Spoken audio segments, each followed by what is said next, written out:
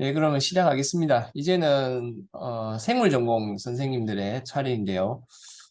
생물 선생님은 또 어떤 경험을 하고 오셨는지 기대가 됩니다. 먼저 부산대 김성우 선생님 준비되셨다면 부탁드리겠습니다. 네, PPT랑 목소리 다 잘 나오고 있나요? 네, 잘 나옵니다. 네, 그럼 시작하겠습니다. 수학 선생님도 발표 굉장히 잘 들었고, 이제 생물 차례인데, 이제 제 발표부터 먼저 시작하도록 하겠습니다.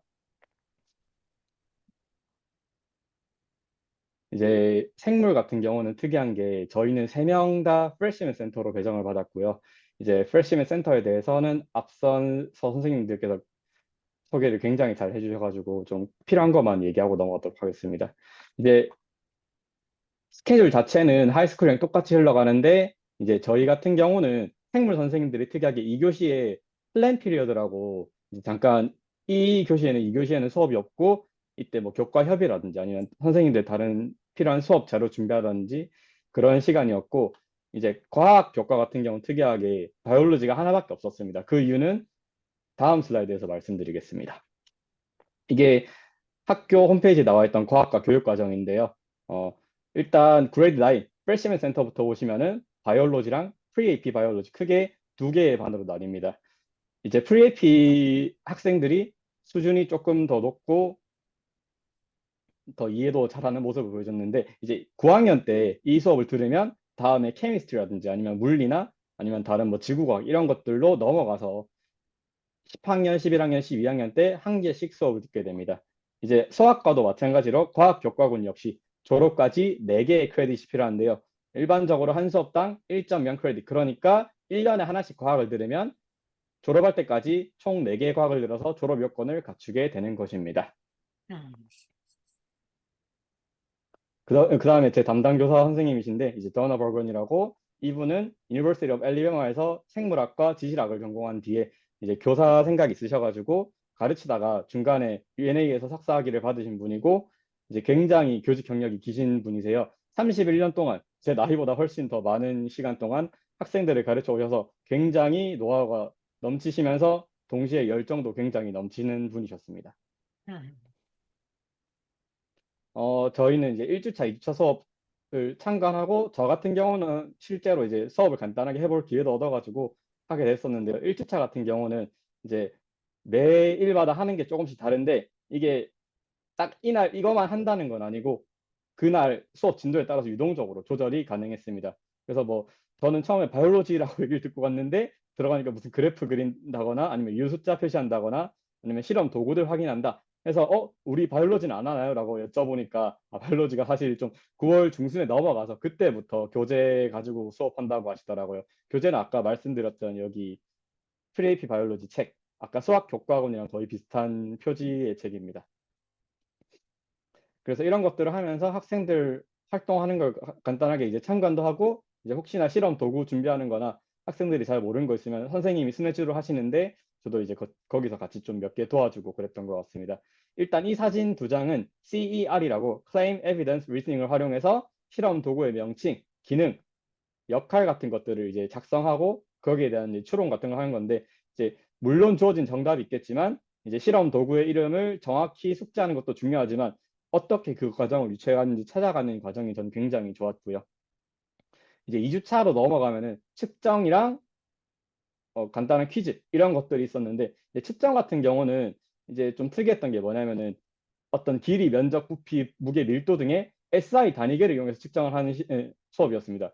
이게 왜냐 하면은 미국 같은 경우는 우리나라랑 좀 다르게 단위계를 SI 단위계 대신 여기는 뭐 온도도 화씨라든지 아니면 길이는 뭐 피트, 마일, 야드 또 이제 액체 같은 경우는 뭐 온스 이런 것들을 사용하다 보니까 학생들이 사실 SI 단위계에 익숙하진 않잖아요. 그래서 이런 것들을 또 과학적으로 가르치는 수업이 있었고 그다음에 이제 수요일 날 제가 단위 한산 수업 관련해서 간단하게 화씨 섭씨나 마일 킬로미터 이런 것들을 전환하는 거에 대한 수업을 했고요. 그다음에 메소드 같은 경우는 과학의 탐구 방법. 이제 우리나라로 치면은 고등학교 2학년 생명과학원에 있는 이제 연역적 탐구 방법에 있는 변인 통제나 뭐 변인 찾기, 주장 근거 이런 거 찾기 관련된 것들이 있었고 이제 마지막 날에 간단하게 학습한 내용들을 확인하는 퀴즈가 있었는데 이제 여기서도 역시 그 아까 바이올로지가 프리에이피랑 그냥 바이올로지가 있었다고 그랬는데 여기서도 크게 차이는 안 났지만 좀 바이올로지 학생들 같은 경우는 주관식보다는 좀 고르는 선택형 문제가 더 많았던 등의 어느 정도 차이가 있었고요.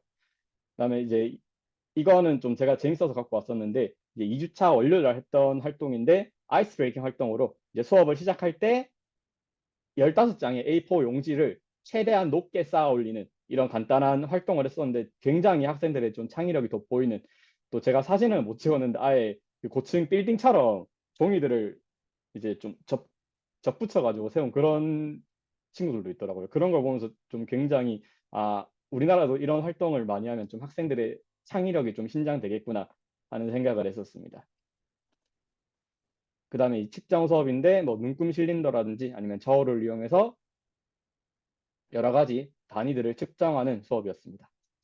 그리고 이제 제가 했던 수업인데 이제 저는 템퍼처라고만 얘기를 했는데 실제로는 그거 말고도 마일이랑 킬로미터를 전환하는 이런 변환 수업을 했었고요.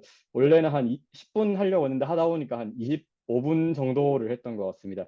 근데 이제 프리에이피 반이랑 바이올로지 반 여기도 굉장히 차이가 컸고 그래서 각 반마다 좀 특성들을 이제 제가 1주차나 2주차 월화쯤에 이제 학생들을 보면서 느꼈던 것들을 바탕으로 좀 수업을 하니까 어느 정도 학생들이 따라오는 느낌이 들었습니다. 이제 학생들이 단위 변화하는 거는 굉장히 잘 하는데 아까 수학 선생님들도 말씀하셨죠. 이 친구들 수학이 굉장히 약합니다. 계산기도 이제 사용을 하는데 좀 계산기 사용에 관련해서 조금 미숙한 부분이 있었고요. 그리고 이제 또 너무 이런 활동만 하면 학생들이 지루해할까 봐 좀 간단한 제 소개나 간단한 농담 같은 거 섞어가면서 수업을 했는데 이제 그런 것들도 학생들이 좀 잘 받아줘서 좋았던 것 같습니다.